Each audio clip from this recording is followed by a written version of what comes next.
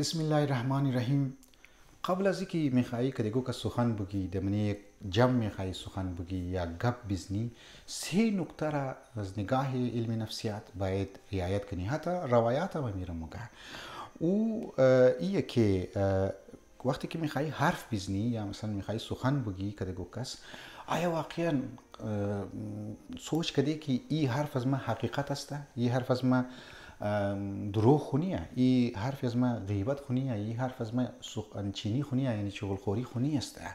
لذا قبل از سخن باید متوجه باشی که حرفی از ما باید در دایره حقیقت باشه و ما درو حق کست مگم یا حقیقت مگم.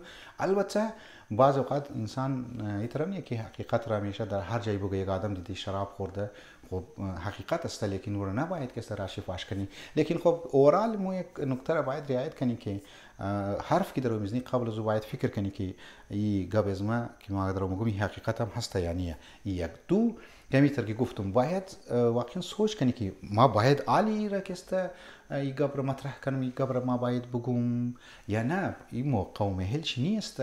بعض اوقات مو آقا هیچ نمیفهمی، نه موقع را مفهمی، نه محل را مفهمی، موقع محل را مفهمی، اما جایگاه خود خودش نمیفهمی، روبروی خود رو مخاطب خود که او کی است کی نیست اونم توجه نداری. همین بس گپ زده موری و امی گپ زده بلای جان انسان جور میشه.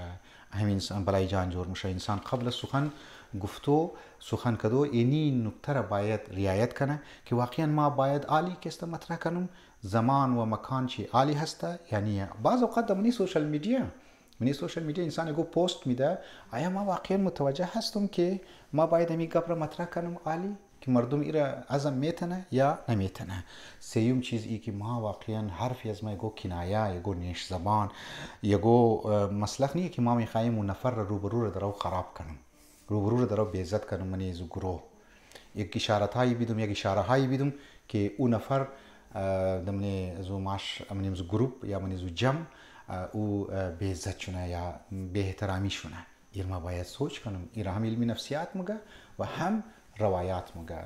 خداوند متعال شما توفیق بده که قبل از گفتو این سه چیز را مو رعایت کنی. و السلام علیکم و رحمت الله و برکاته.